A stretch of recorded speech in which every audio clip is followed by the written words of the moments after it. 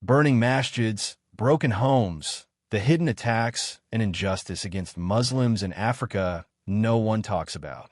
Bismillah ar-Rahman ar-Rahim. Assalamu alaikum wa rahmatullah, my brothers and sisters, and welcome to Wisdom from the Minbar with your brother, Mallam JIJI. Today we step into a story almost no one talks about. A story buried beneath politics, silence, and forgotten headlines. A story of mothers hiding their children in the night, fathers losing homes built over generations, and communities watching their beloved masjids, the houses of Allah, go up in flames as the world looks away. Africa, the land of ancient civilizations, Quranic schools, proud Muslim kingdoms, and centuries of Islamic heritage, is today home to Muslims who face a level of hardship and injustice that the world refuses to acknowledge. In some regions, a masjid is not just attacked, it is burned deliberately, symbolically, as a message. Erase their faith, erase their identity. But the world scrolls past these stories. The world pretends not to see. And in that silence, families are displaced, villages are emptied, and communities are torn apart. The fire that burns the masjid often burns the home, the market, the classroom, the hope. In this documentary, we are not here to spread hate. We are not here to attack any race, tribe, or religion.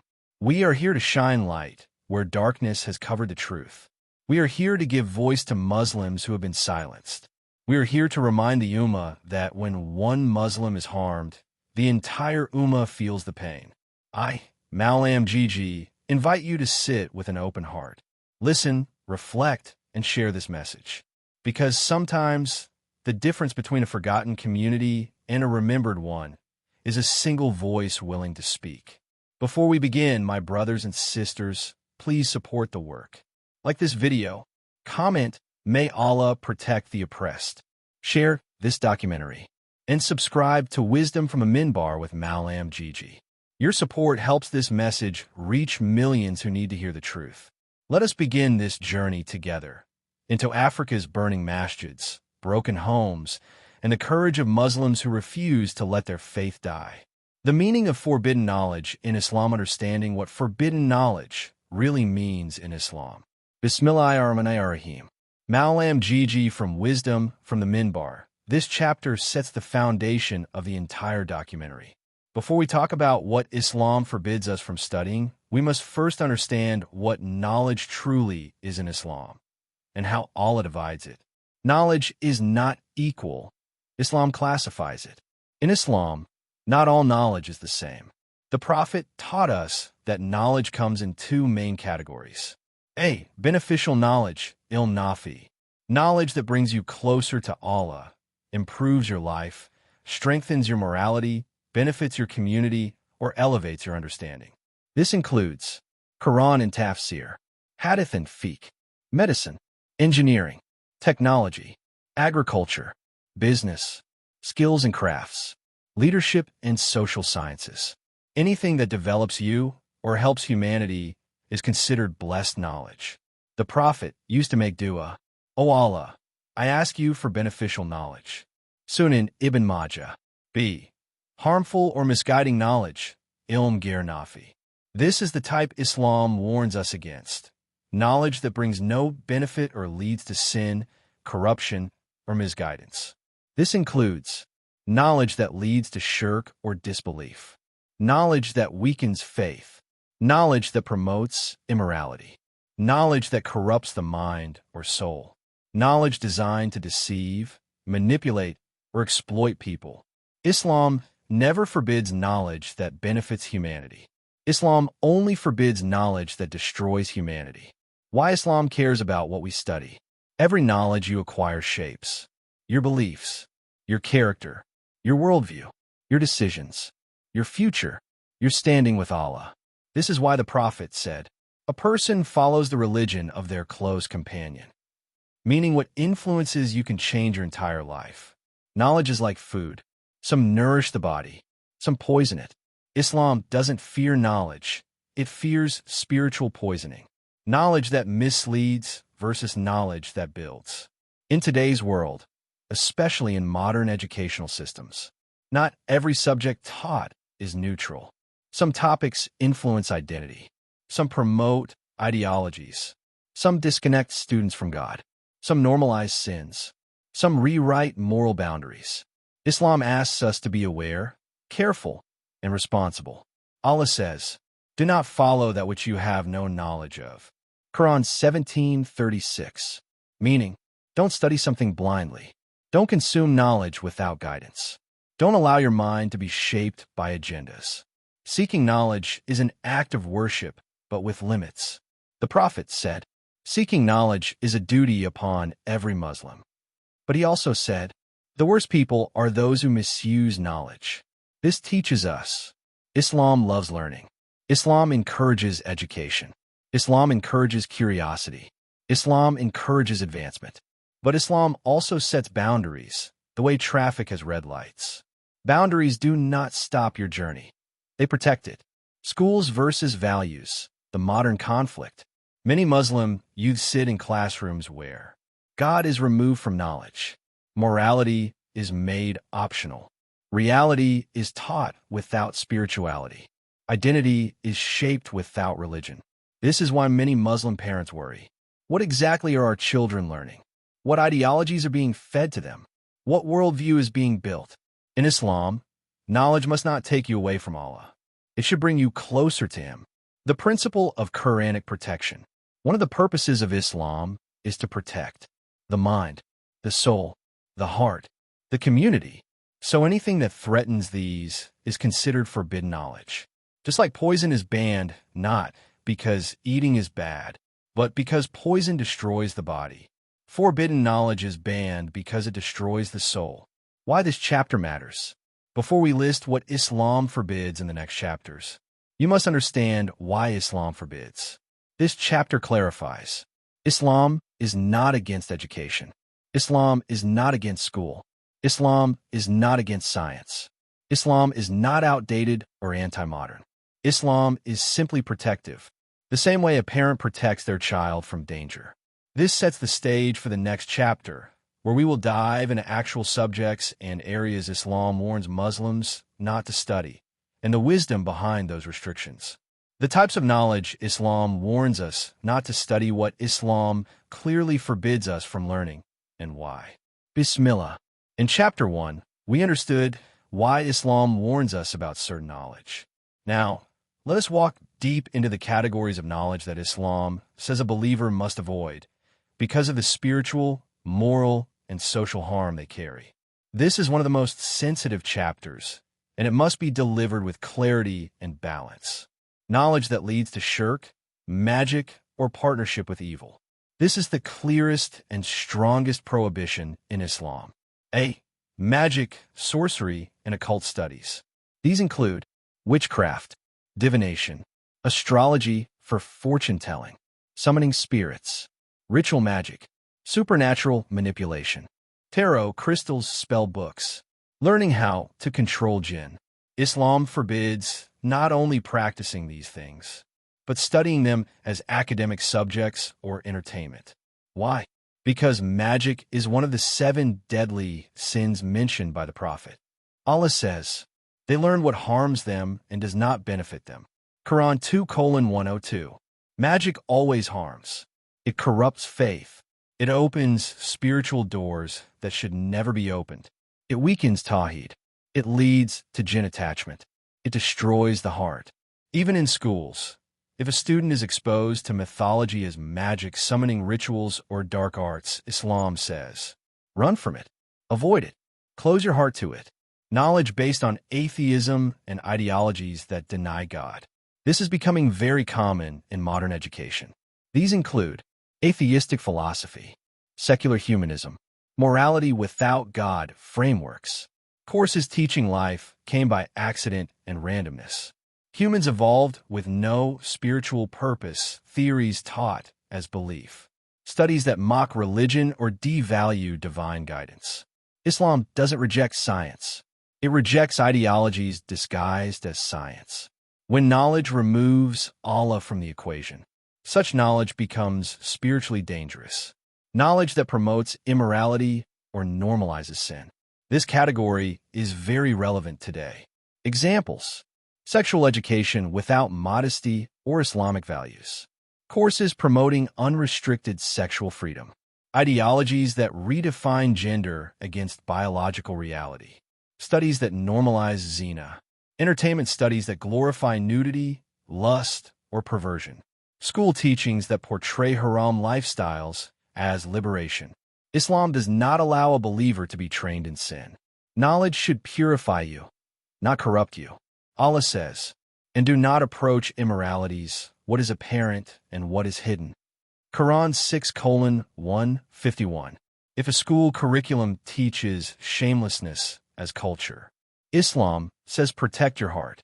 Knowledge created to deceive, manipulate, or exploit people.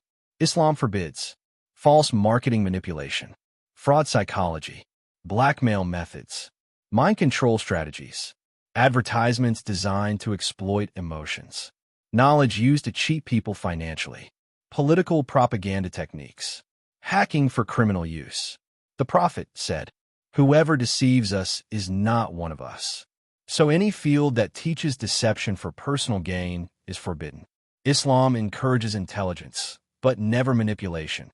Knowledge that glorifies violence, crime, or harm. This includes studying criminal techniques, learning how to build illegal weapons, studying gangs or mafias to imitate them, understanding assault strategies for wrongdoing, courses glorifying revenge or bloodshed. Knowledge is powerful, and some knowledge turns power into destruction. Islam forbids studying anything that trains you to harm others. Knowledge with no benefit, wasting time and youth. The Prophet used to pray, "O Allah, protect me from knowledge that does not benefit." Sunan and Nasa'i. This includes empty gossip, celebrity lives, trivia obsession, entertainment addiction, pointless theories that change no life, social media knowledge that destroys productivity. If knowledge doesn't build your mind, character, faith, skills, future, community, then Islam calls it idle knowledge and warns us against wasting time on it. Why these knowledges are forbidden. Islam forbids knowledge that weakens faith, corrupts morals, confuses identity, distorts the fitra, opens spiritual danger, harms society, wastes life, misleads the next generation. Islam does not fear knowledge. Islam fears misguidance. Islam does not stop you from learning. Islam stops you from losing yourself in learning. The modern challenge. Today's schools mix truth with falsehood, fact with ideology, education with indoctrination. For Muslim students, the danger is not lack of intelligence. It is lack of filters. Some knowledge enters the heart quietly, and years later you realize your worldview has shifted. This chapter is meant to awaken parents, students, teachers, and scholars.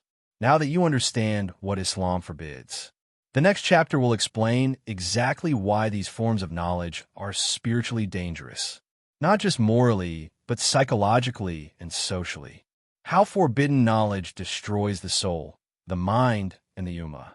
Bismillah. Now that we have identified what Islam warns us not to study, this chapter goes deeper into the why, the spiritual, psychological, and societal damage that forbidden knowledge brings. This chapter is the heart of the documentary. It explains the unseen consequences that many Muslims, especially our youth, do not recognize until it is too late. The spiritual destruction, how forbidden knowledge attacks the heart. The Prophet said, "In the body is a lump of flesh. If it is sound, the whole body is sound. It is the heart." Forbidden knowledge does not attack the brain first. It attacks the heart. It plants doubt about Allah. When a student learns atheistic theories, or is taught that God is just a myth, a small doubt enters the heart. That doubt grows. It removes humility. It kills reliance on Allah. It reshapes the worldview from Allah is the creator to life is accidental and meaningless. That is spiritual death. It opens doors to the jinn, magic, occult studies, astrology, sorcery. These are not harmless cultural subjects. They invite shame. The heart becomes restless, spiritually numb, disconnected from Qur'an, empty, during Salah. Many people who turned to magic later said, "It started as curiosity, then something began following me." Forbidden knowledge chains the soul. See, it weakens Tawhid. Studying knowledge that glorifies humans over God creates arrogance. Arrogance is the first sin committed by Iblis. Forbidden knowledge trains the heart to rely on the self instead of Allah. And once Tawhid weakens, every sin becomes easier. The psychological destruction, changing how we think. Forbidden knowledge reshapes the mind in dangerous ways. A. It normalizes sin. When schools teach zina as freedom, immodesty as confidence, disrespect as empowerment, gender confusion as identity, disobedience as independence, the young Muslim starts to believe that haram is acceptable. This is psychological distortion. B. It erases shame. In Islam, haya, modesty, is a branch of faith. Forbidden knowledge destroys haya. A person who once felt shy becomes open, bold, unfiltered, and reckless. When shame dies, sin becomes entertainment. C. It turns the mind against religion. Some types of teaching make Islam seem backward, unnecessary, restrictive, oppressive, outdated. This creates internal conflict. The heart says Islam is true, but the mind says modern knowledge disagrees. That conflict creates depression and confusion. Many youths leave Islam not because they want to, but because forbidden knowledge reprogrammed their minds slowly. The social destruction, what happens to families and communities? Forbidden knowledge never destroys one person only. It destroys families, then communities, then entire nations. A. Families lose their children. Parents say, "My child no longer believes in prayer. My daughter says hijab is oppression. My son believes there is no God. My children mock Islamic values." Where did this begin? Often in the classroom. B. Marriage collapses. When haram ideologies enter the mind, zina becomes normal. Loyalty becomes rare. Boundaries disappear. Modesty is mocked. Marriage loses value. A community that cannot protect marriage cannot protect its future. C. Society becomes morally blind. When a generation is taught that there is no right and wrong, everything is personal choice, life has no creator, then moral collapse becomes inevitable. Forbidden knowledge destroys the moral compass. The emotional destruction, anxiety, emptiness, and loss of purpose. Knowledge that removes Allah from life, removes peace from the heart. Many young Muslims who indulge in forbidden knowledge feel anxious, depressed, spiritually empty, directionless, confused about identity, overwhelmed by internal conflict. Why? Because the soul was created to know Allah, and when the soul is fed poison instead, it cries. Forbidden knowledge does not expand the mind. It crushes the heart.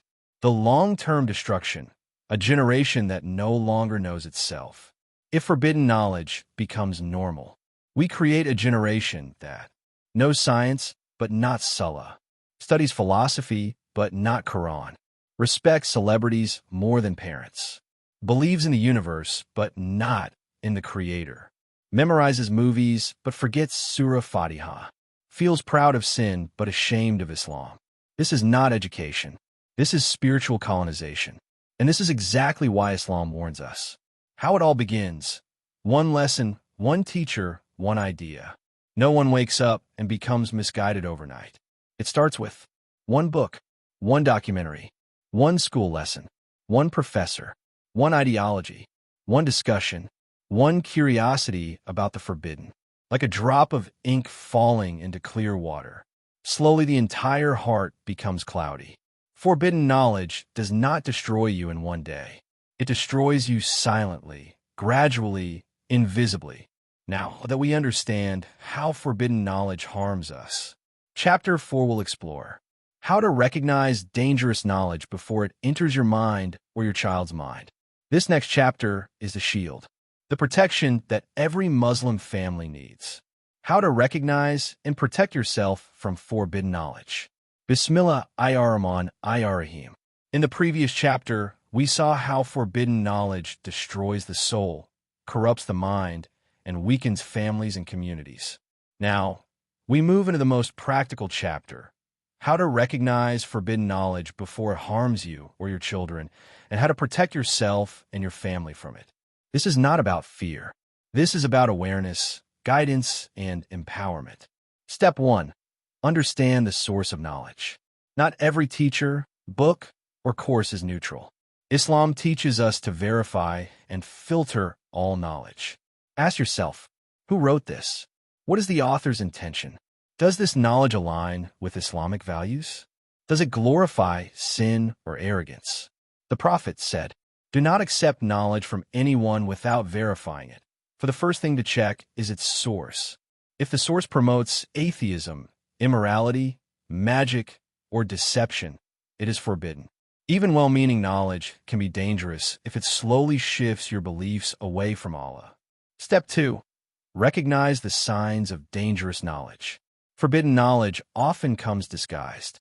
Here are key signs: glorifying sin, making zina, lust, or dishonesty seem normal; undermining faith, suggesting God is unnecessary or distant; overvaluing humans, promoting ego and pride over humility before Allah; deception, teaching manipulation, fraud, or exploitation as skill; imbalance, prioritizing worldly knowledge while ignoring spiritual, moral, and social responsibility. Islam teaches balance. Knowledge must benefit your faith, mind, heart, and society. If a subject harms even one of these, it is forbidden. Step 3. Guard your heart with Qur'an and Sunnah. The heart is the first target of forbidden knowledge. Daily Qur'an recitation, dhikr, and reflection protect the heart from spiritual harm. Teach children to memorize short surahs. Encourage daily prayers and dhikr. Reflect on the meaning of verses. Allah says, "Verily, the heart becomes dead as the head becomes deaf. Only those who are guided will be saved." Qur'an, implied meaning. A strong heart naturally rejects knowledge that destroys faith and morality. Step 4. Control your environment. Your environment influences your beliefs, often more than any lesson. Choose friends carefully. Friends shape your thoughts and habits. Choose teachers carefully. Not all scholars or professors are reliable. Avoid toxic content.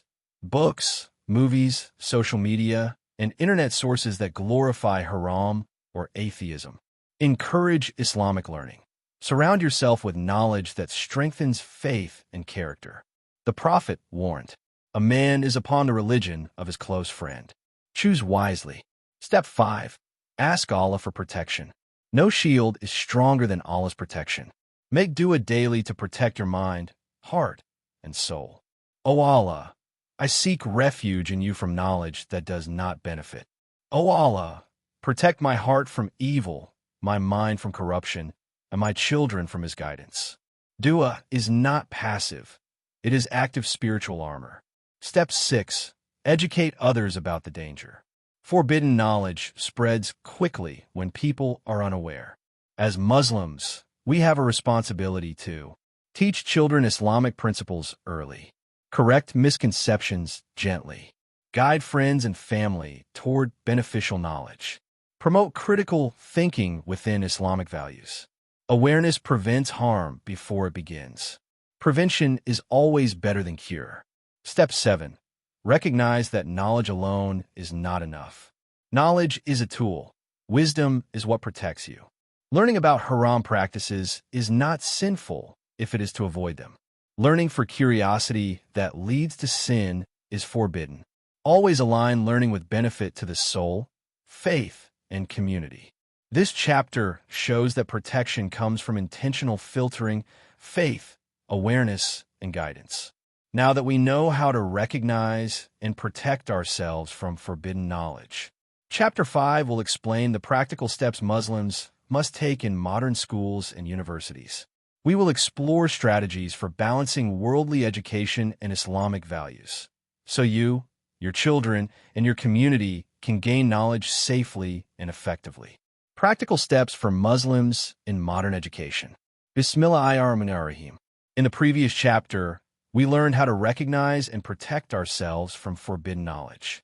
Now, we move into the practical part. What Muslims could do to safely navigate modern schools, colleges, and universities while preserving faith, morality, and identity. This chapter is about action, turning awareness into protection, guidance, and benefit. Step 1. Choosing the right institutions. Not every school or university teaches in alignment with Islamic values. Research the curriculum. Does it respect moral boundaries? Ask about teachers. Do they encourage critical thinking with faith, or do they promote secular or harmful ideologies? Look for schools with Islamic clubs, Qur'an programs, or ethical guidance. Islam emphasizes selecting environments that strengthen faith, not destroy it. As the Prophet said, a man is upon the religion of his close friend. By extension, the place you study influences your heart and mind. Step 2. Establish strong Islamic foundations at home. The first line of defense is always home. Parents and guardians should teach children daily prayers, Quran, and dhikr. Discuss Islamic values openly and practically. Teach them to identify knowledge that harms faith. Encourage Islamic literature alongside secular subjects. A strong Islamic foundation acts as a shield when children encounter harmful ideas outside. Step 3. Balance between worldly knowledge and faith. Islam encourages education in both spiritual and worldly fields, but with balance. Pursue sciences, math, technology, medicine, or arts. Never let worldly knowledge replace religious knowledge. Dedicate time daily to Quran, Hadith, and learning beneficial Islamic knowledge. The Prophet prayed for beneficial knowledge, not knowledge for entertainment or pride. Worldly knowledge is a gift if it serves Allah, humanity, and morality. Step 4. Develop critical thinking with Islamic guidance. Critical thinking is essential for modern Muslims. Question sources of information. Compare what is taught with Quran and Sunnah. Discuss doubts with scholars or trustworthy elders. Avoid blindly following teachers or trends that contradict faith. Islam encourages reflection, reasoning, and learning. Forbidden knowledge becomes dangerous only if the mind lacks guidance and filters. Step 5. Monitor media and technology use. Modern students face constant exposure to books, videos, games, and social media. Limit content that glorifies sin or mocks Islam. Install filters for harmful websites. Encourage positive Islamic podcasts, lectures, and educational content. Use technology as a tool for beneficial knowledge, not spiritual poison. Remember, Islam does not reject modernity. It teaches mindful engagement with it. Step 6. Engage with the Muslim community. Isolation weakens faith. Strong community protects it. Attend a masjid regularly. Join Islamic youth programs. Participate in Quran circles or study groups. Share experiences and concerns with peers who uphold Islamic values. A connected community acts as a support network and a mirror reflecting right behavior and thought. Step 7. Make dua and seek Allah's guidance daily. Protection comes from spiritual effort as well as practical steps. Pray for guidance and protection from misleading knowledge.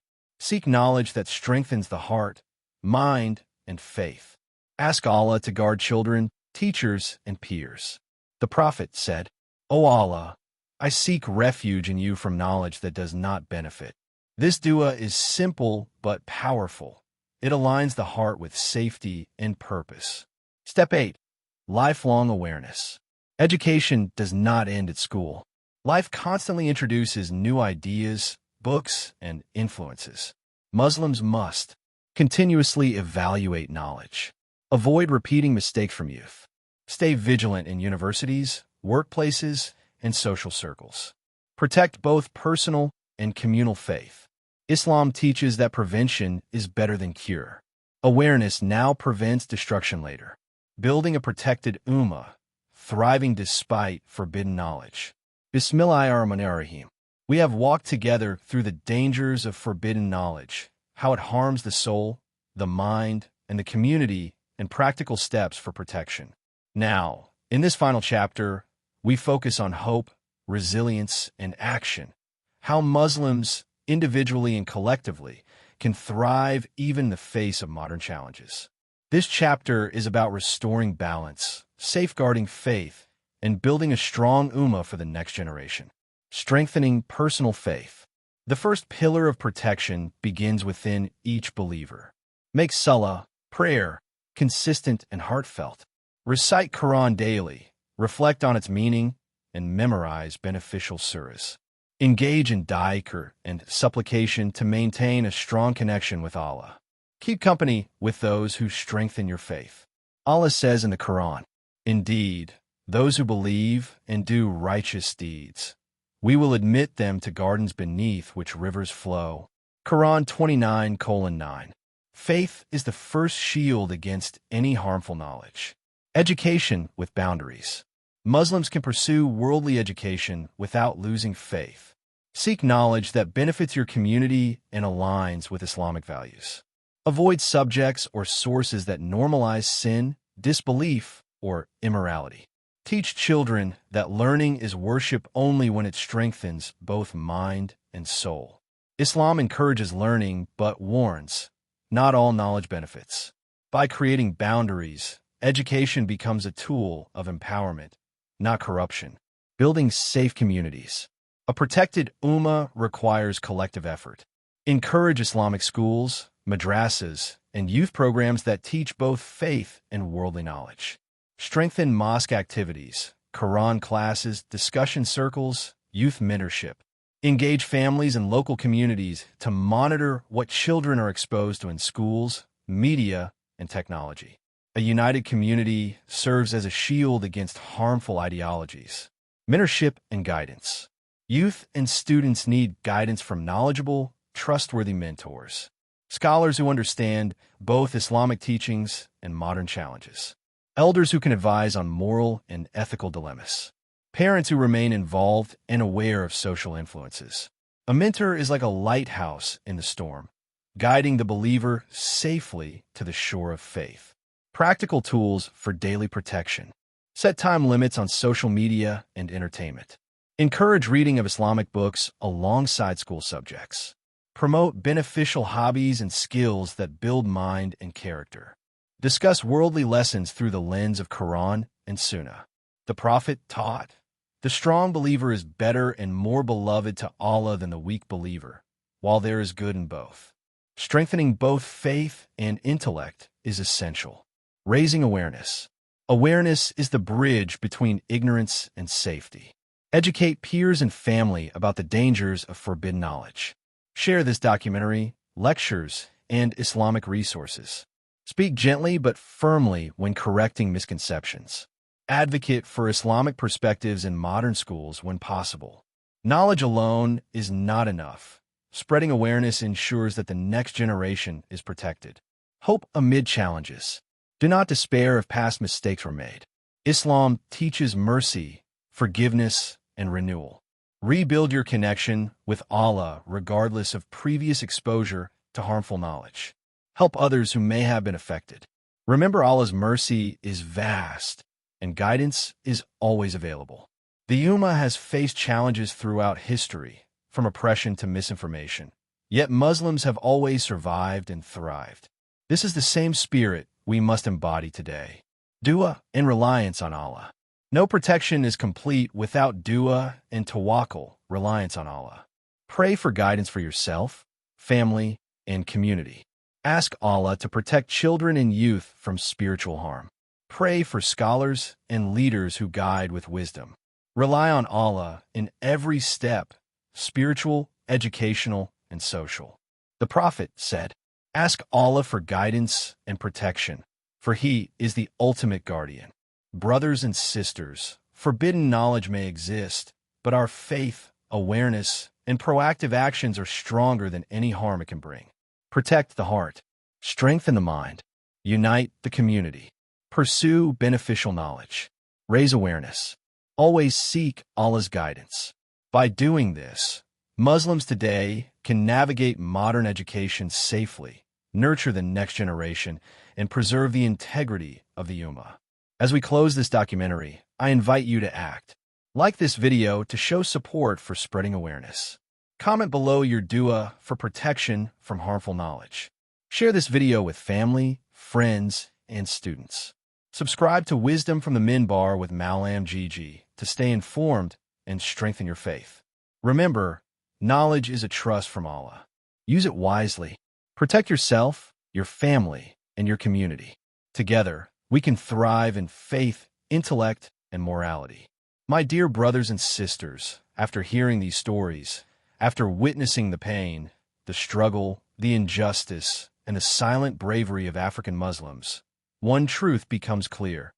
Allah's light can never be extinguished. The masjid may burn, but faith does not burn. The home may fall, but the heart of the believer stands firm. The oppressor may try to erase Islam, but Allah himself has promised to protect his deen. These Muslims, forgotten by the world, ignored by the media, overlooked by politicians, are not forgotten by Allah.